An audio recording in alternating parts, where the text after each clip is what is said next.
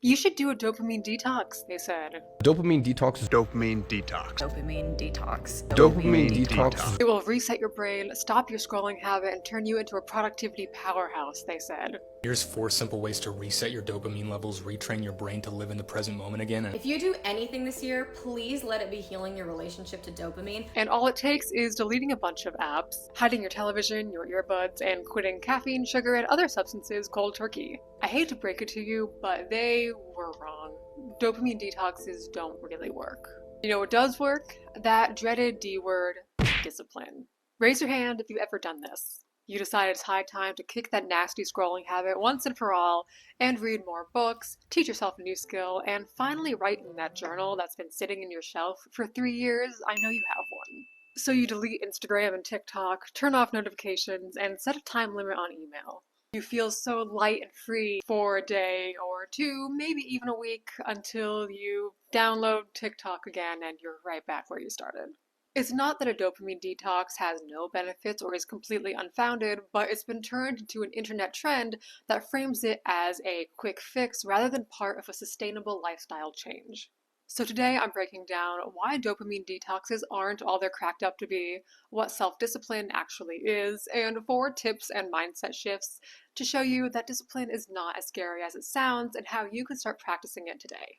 What a dopamine detox is and isn't. So, a quick lesson on dopamine. It's a chemical messenger in your brain that plays a role in many bodily functions, including movement, memory, attention, and mood. However, it's most known as the motivational hormone because it motivates you to seek out pleasurable experiences like eating sugary foods. That first feeling of euphoria upon eating an Oreo spikes your dopamine and motivates you to grab another one. In 2019, psychologist Dr. Cameron Seppa coined the term dopamine detox, which he conceptualized as a means of managing addictive behavior over a long period of time. The detox, or the fasting period, allows individuals to get comfortable avoiding impulsive behavior. I've linked Dr. Seppa's write-up in the description down below, which I do recommend checking out because it is quite interesting, but at its core, his original dopamine detox is an exercise in mindfulness. He encourages you to ride the wave of discomfort when an urge comes up until it dissipates and you can let it go. Unlike most dopamine detox hype you see online, the original detox occurs in small increments of time that are lengthened and then repeated over the long term as you build your tolerance. Say 2 hours every evening, and then 1 full day of every weekend, then 1 full weekend every month. It was never supposed to be a one-time 7-day protocol. It was also never intended to be a true detox because as a naturally occurring chemical in your brain, you can't detox from dopamine as you might, say, caffeine or nicotine. But the key to doing this is to reduce our exposure to the triggers associated with the rewards that initiate the wanting for the rewards in the first place. After all, it is these cues that initiate the craving and the desires to engage in behaviors that help us get the rewards. Thus, just cutting out rewards doesn't necessarily stop the brain from making us crave them, activating dopamine. In other, simpler words, if you find, say, scrolling pleasurable, seeing your phone or hearing a notification is the dopamine trigger that motivates you to check it. The less you see and hear your phone, the less dopamine is stimulated, and the less you're drawn to it. So repeating this exercise will make you more comfortable around your triggers. All of this seems perfectly reasonable and makes total sense to me. But, as is often the case, once the internet gets its claws into something, it divorces that thing from its original intent. The standard description of a dopamine detox, as it appears on TikTok and YouTube, is this. For at least 24 hours or up to 7 days, you're to cleanse your life of all screens, sugar, substances, and sometimes even books, music, and human interaction.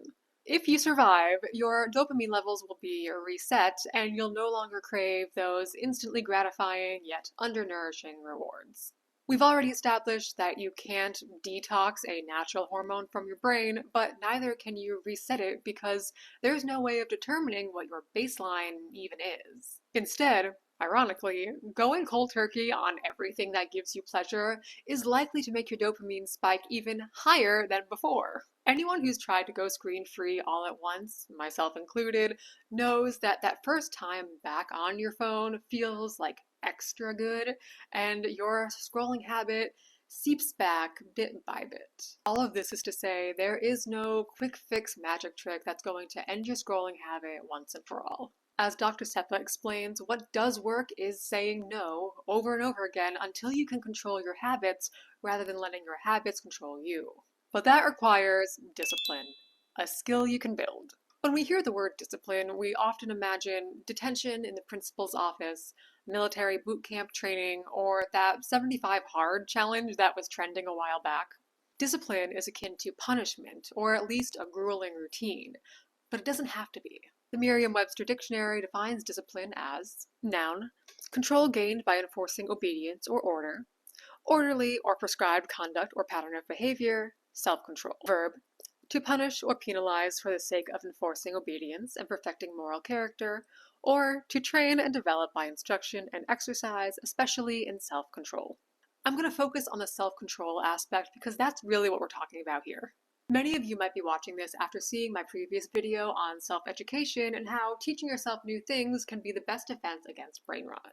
Well, it occurred to me after posting that I didn't address the hardest and probably most important part of that whole process. The moment when you decide, I'm going to do this. Be honest, how often have you seen a cool idea on YouTube or read something neat in an article and thought, I love that idea, I'm going to start doing it, and then didn't? Guilty as charged. I don't approach self-discipline from the perspective of gaining self-mastery or becoming some idealized superhuman version of yourself. I think of it instead as the ability to cut through temptations and distractions in order to pursue the things that would lead to a richer and more fulfilling life, whatever that means for you specifically. It can be empowering instead of punishing, freeing instead of restricting. Because the fact of the matter is, if we don't have self-control, then something else is controlling us. And social media, streaming services, phone interfaces are designed specifically to control your attention for as long as possible. The term attention economy exists for a reason. Now, maybe you're thinking of discipline as a personality trait, one you either have or you don't.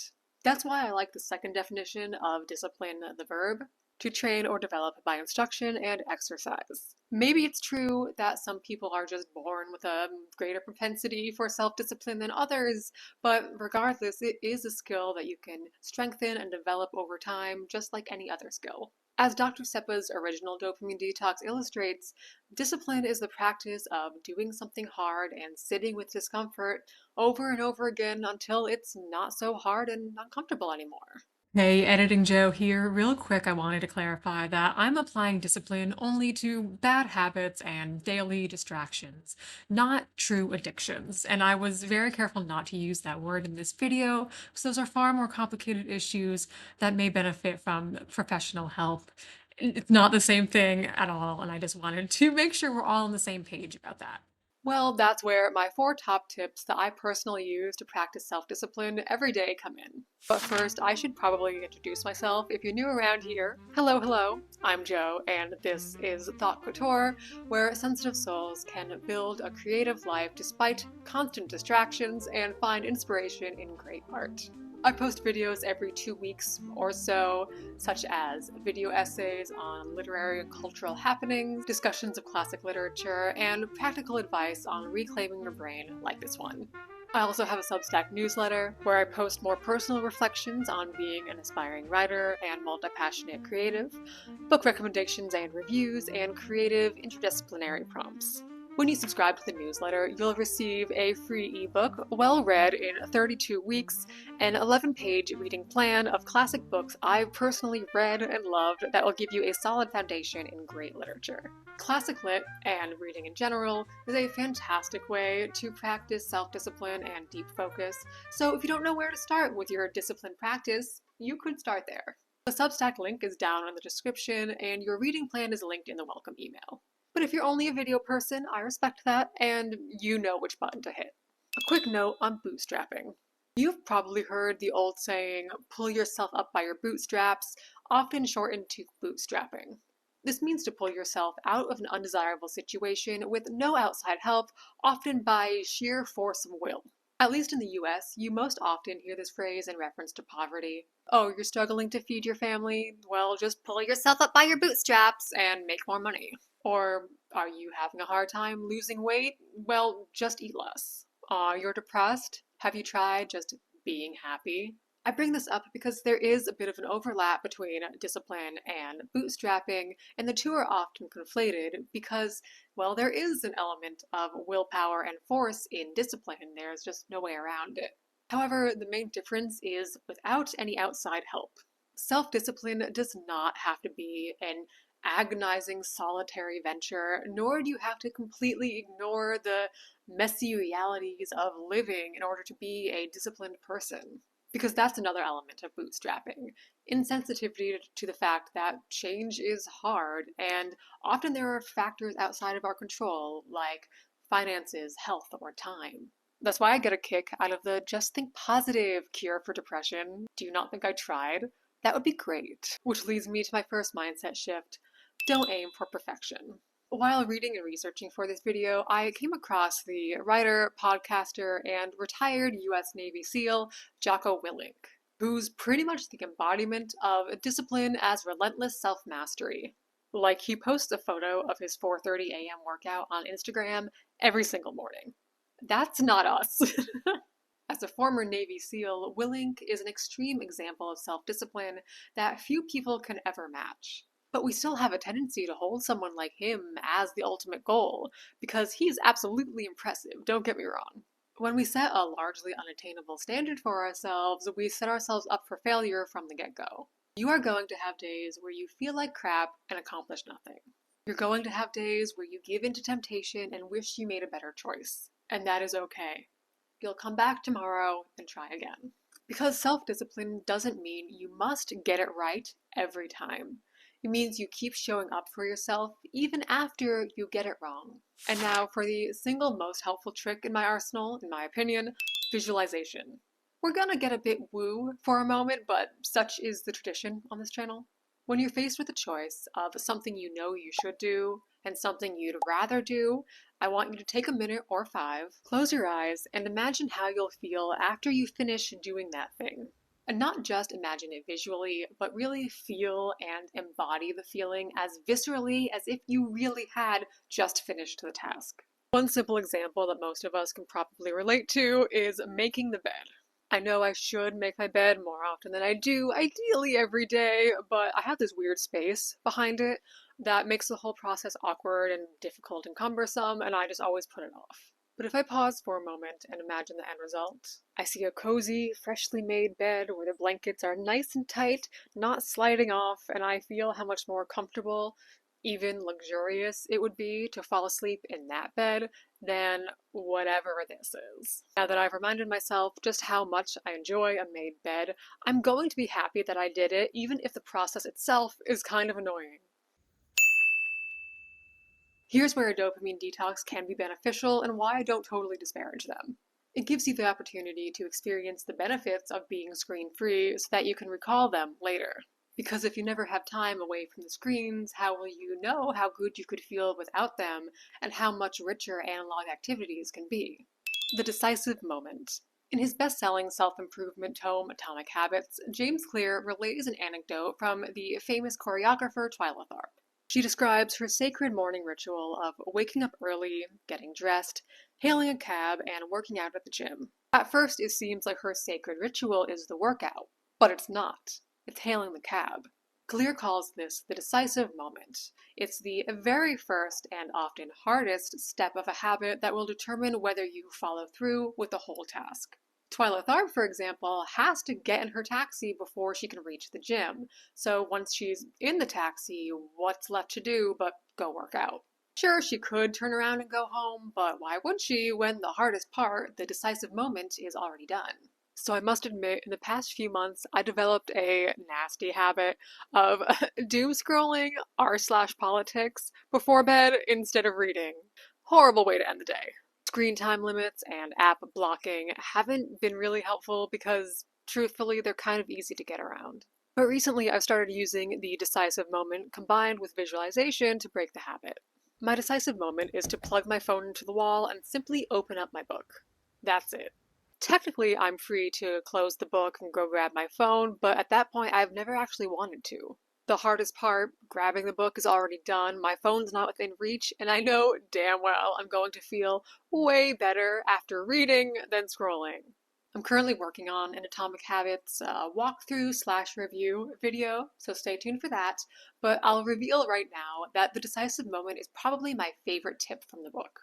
It makes self-discipline easy and even unavoidable when you focus on such a small action. Some more examples of decisive moments are putting on your running shoes, buying ingredients for a recipe, or simply sitting in front of your piano. Peer pressure, the good kind. Remember how bootstrapping doesn't encourage outside help? Well, here's the opposite of that. Connecting with others who are practicing the habit or the skill that you want to develop can be a phenomenal motivator and take some of the guesswork out of self-discipline. For example, do you want to read more? Book club, preferably in person, but online is fine too. When you're in a group setting where you'll be expected to talk about a book, choosing reading over scrolling is going to be way easier. It's using peer pressure and a bit of embarrassment at looking incompetent to your advantage. Or say you want to finally take up gardening. Is there a community garden you can join? Taking on the responsibility of helping to feed your neighbors is a surefire way to get your booty outside. Getting involved in some sort of group, especially an offline one, has the added benefit of ensuring you're going to have a regular screen-free time while you're interacting with the group. Connecting with others in this way might start out as a way to force yourself to make better use of your time, but of course the ultimate goal is to enjoy the work and the connections you've made to the point where you're no longer forcing yourself to go. I'm going to put a list on the screen of more communal ideas that can encourage self-discipline, so pause and take a screenshot if you'd like it. Now, admittedly, I don't think it's ideal, but it is possible to find these groups online, and an online community is still way better than none. My main hesitation about online communities is that distractions are still easily accessible, and you have to work harder to make sure your environment and your mindset are primed for avoiding them. In case I haven't mentioned it yet, which I don't think I have, this whole video started as a diary entry to myself earlier this year when I succumbed hard to doom scrolling, emotional eating, and just not following through with the writing I said I was going to do. After I started practicing self-discipline in one area, specifically when I started writing for my Substack and holding myself to a regular writing routine, I realized I was building a skill that bled out into other areas. I started picking up my book before bed more often than my phone, washing the dishes instead of letting them sit in the sink for days, and I recently got back into keeping a food log and being more mindful about what I'm eating. If you spend any time on the internet, which you clearly do, you know that we're living in the golden age of self-care, of being gentle and kind to ourselves. By and large, this is a very good thing. However, it can be easy to forget that self-care can and should include being strict with ourselves when it will benefit us in the long run. In the case of self-discipline, when exercised often enough with whatever tools, resources, and mindset shifts you need, that strictness turns into routine. And that routine turns into the thing you truly want to do. Well, that is it from me today. Thank you so very much for watching. If you enjoyed this video, don't forget to leave it a like. That is the easiest and fastest way to support the channel. Don't forget, you can also follow me on Instagram and Goodreads at ThoughtCouture. And at this point, I would say if you wanted to watch another video, it should be this one, but that kind of goes against everything I just said. So maybe get off your screen now. Anyway, again, thank you so very much for spending your time with me. I hope you have a lovely rest of your day, and I will see you in the next one.